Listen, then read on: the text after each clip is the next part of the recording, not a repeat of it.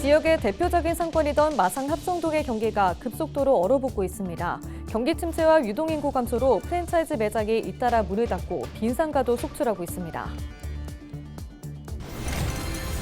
해양수산부가 마산만 매립계획을 발표한 것과 관련해 지역 환경단체들이 매립계획 철회를 요구하고 나섰습니다.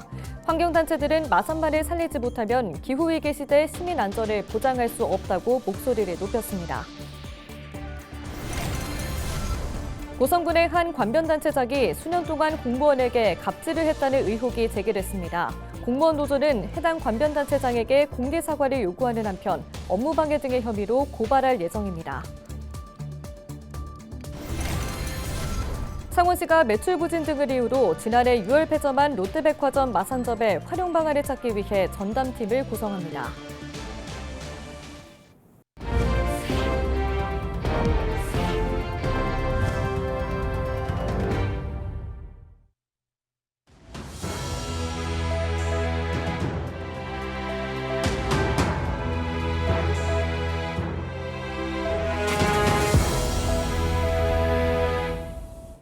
시청자 여러분 안녕하십니까? 헬로티비 뉴스입니다. 마산 합성동은 시외버스 터미널을 중심으로 젊은 층이 즐겨 찾는 지역 최대 상권입니다. 하지만 최근 경기 불황 등으로 상권이 급속도로 얼어붙고 있는데요. 상징성 있는 매장들마저 문을 닫으면서 빈상가도 속출하고 있습니다. 보도에 표영민 기자입니다. 창원시 마산해운구 합성동 거리.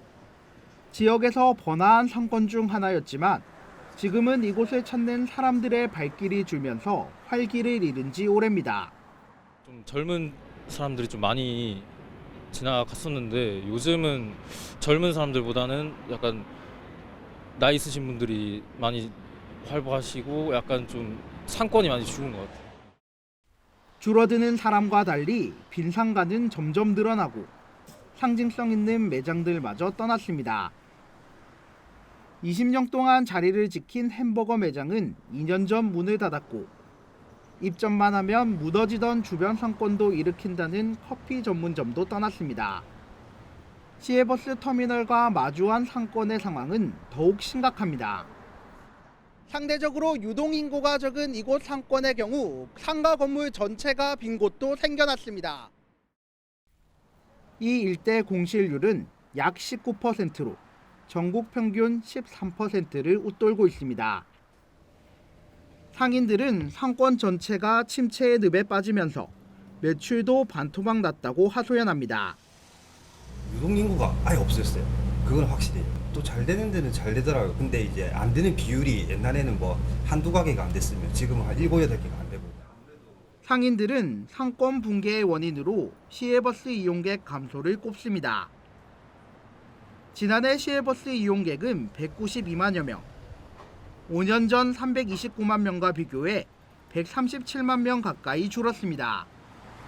엎친 데 덮친 격으로 지난해 마산과 진해를 오가는 시내버스 노선도 줄면서 사람들의 발길이 끊겼다는 겁니다.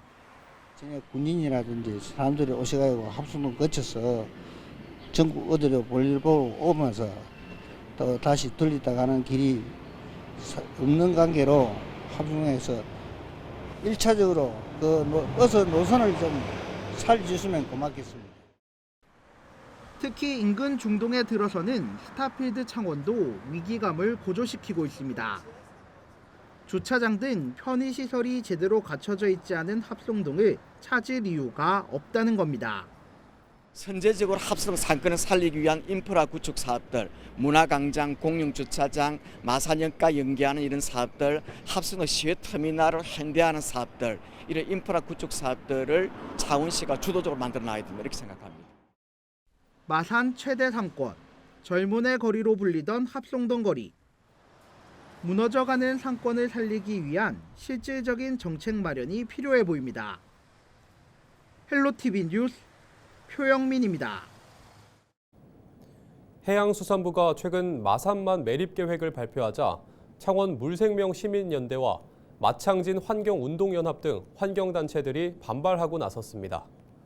환경단체들은 30일 기자회견을 열고 해수부가 최근 주민설명회에서 발표한 가포신항 인근 축구장 20개 규모의 바다 매립 계획을 철회하라고 요구했습니다. 이어 지금 마산만을 살리지 못하면 기후 위기 시대 해수면 상승으로 시민의 안전을 보장할 수 없다고 주장했습니다. 창원시의회 더불어민주당 시의원들은 국민의힘 이종욱 창원시 진해구 국회의원의 4인간 금전거래 의혹과 관련해 사법당국에 철저한 수사를 요구했습니다. 시의원들은 30일 기자회견을 열어 이 의원이 지역 구민에게 약 5천만 원의 금품을 받은 것으로 추정되며 금품과 관련한 소송도 치렀다고 주장했습니다. 그러면서 이는 단순한 돈 거래가 아니라 공직선거법과 정치자금법 위반이 의심되는 사건이라고 덧붙였습니다. 고성군의 한 관변단체장이 수년간 공무원에게 갑질을 했다는 의혹이 제기됐습니다. 고성군 공무원 노조는 공무원에게 과도한 업무를 주고 개인 심부름을 시키는 등 갑질을 일삼은 관변단체장 A씨에게 공개 사과를 요구했습니다. 노조는 A씨가 10년 동안 26명의 공무원에게 심부름 등 갑질을 일삼고 상급기관에 민원을 제기하겠다고 협박을 해왔다고 주장했습니다. 그러면서 업무방해 등 혐의로 A씨를 고발할 예정입니다. 창원시가 매출 부진 등을 이유로 지난해 6월 폐점한 롯데백화점 마산점 활용 방안 찾기에 나섭니다. 시는 경제일자리 국장을 단장으로 지역경제과, 도시재생과, 창원시정연구원 등이 참여하는 전담팀을 구성한다고 밝혔습니다. 전담팀은 앞으로 마산점 활용 방안과 지역 상권 살리기 방안 등을 마련하고 외부 관계기관과의 협력에도 나설 예정입니다. K조선은 최근 유럽에 있는 2개 선사로부터 5만 톤급 석유화학 제품 운반서 4척을 수주했습니다. 이번에 수주한 선박은 국제해사기구의 환경 규제 기준을 통과한 선박으로 LNG, 메탄올 등 친환경 연료 추진 시스템으로 전환이 가능하도록 설계됐습니다. 지난해 흑자 전환에 성공한 K조선은 이번 수주를 통해 영업 정상화와 수익성 확보에 속도를 낼 계획입니다. 창원 지역 도시철도 트램은 월영동에서 창원시청을 거쳐 진해구청으로 가는 노선이 최적인 것으로 조사됐습니다. 창원시는 30일 시청에서 도시철도 사전 타당성 용역 최종 보고회를 열었습니다. 마산역에서 창원중앙역, 창원역에서 진해역, 월영동에서 진해구청 등 3개 노선에 대해 용역이 진행됐는데 그 결과 월영동, 창원시청, 진해구청 노선이 이용 수요가 가장 많고 마산, 창원, 진해 지역을 모두 연계할 수 있다는 평가를 받았습니다. 하지만 사업비와 운영비가 당초 예상보다 늘어남에 따라 재정 건전성 등을 확보할 수 있는 현실적인 방안 마련이 필요한 것으로 나타났습니다. 창원시 마산회원구 윤한홍 의원이 임대만 가능한 마산 자유무역지역의 토지와 공장의 분양을 허용하는 자유무역지역의 지정 및 운영에 관한 법률 일부 개정안을 대표 발의했습니다. 윤 의원은 자유무역지역이 임대 방식으로 운영돼 입주기업이 공장 증설 투자나 시설 현대화 등의 어려움을 겪고 있다고 입법 취지를 설명했습니다. 이어 토지와 공장 분양이 허용되면 입주기업의 투자 안정성과 자산 활용도, 시설 고도화 등에 도움이 될 것이라고 덧붙였습니다. 창원시가 노후택시 교체 비용을 일부 지원합니다. 지원 대상은 관내에서 운행 중인 촬영 만료 기한을 앞둔 법인, 개인 택시 등이며 LPG 택시 한 대당 100만 원의 교체 비용을 지급합니다. 창원시는 올해 137대의 교체 비용을 지원할 계획이며 신청자가 많을 경우 차량이 오래된 순으로 지원 대상을 결정합니다.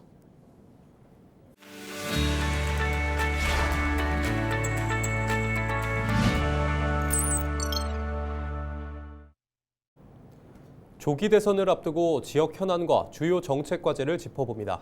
시각장애인 국회의원으로 약자보호 법안 발의에 앞장서고 있는 서미화 국회의원을 국회는 지금에서 만났습니다.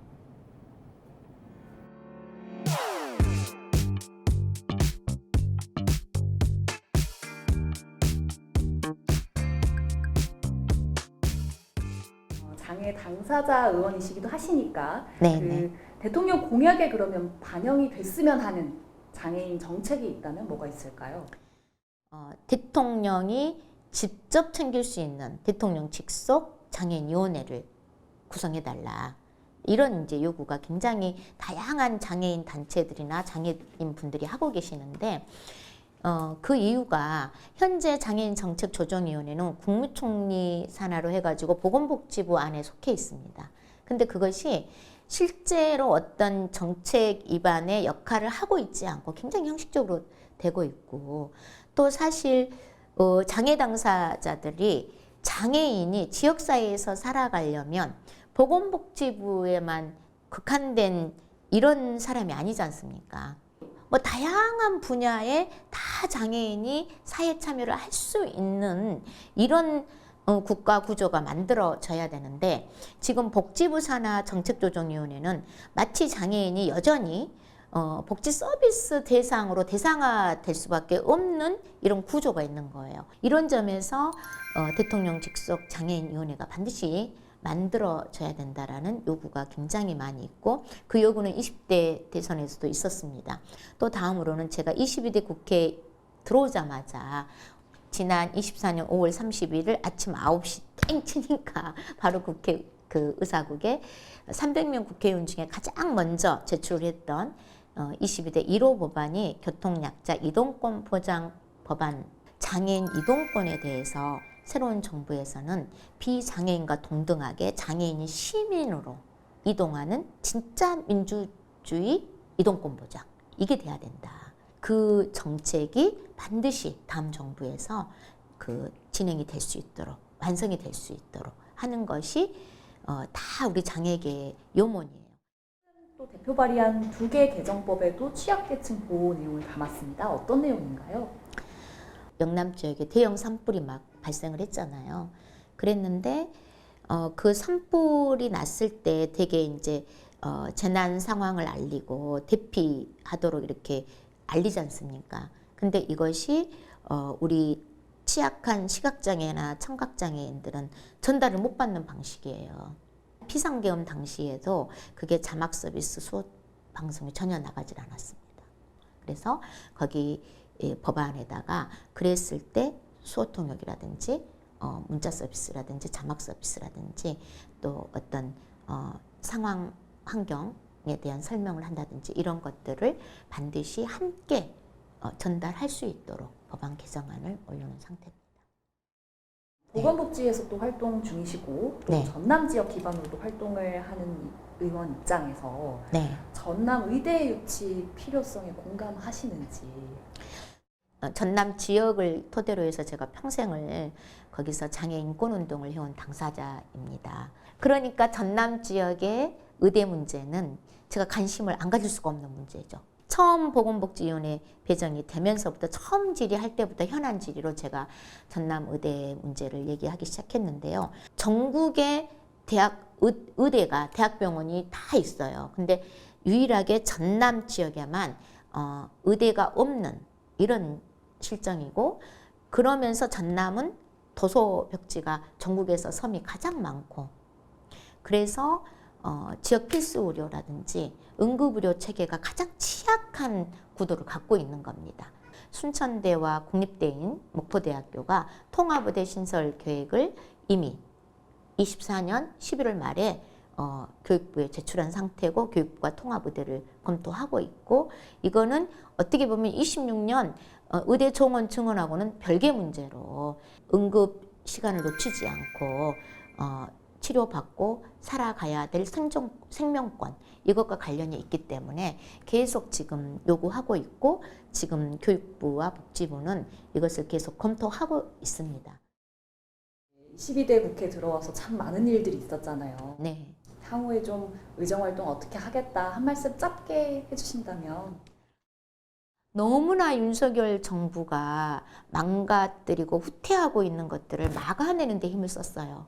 근데 앞으로 남은 3년은 정말 새로운 일을 만들고, 그리고 장애 당사자로서 우리 장애인들이 대한민국 사회에서 시민으로 정말 살아갈 수 있는 정책을 만들어서 그것이 직접 시행되는 그런 성과를 가져오는 일에 제가 집중을 하고 싶습니다.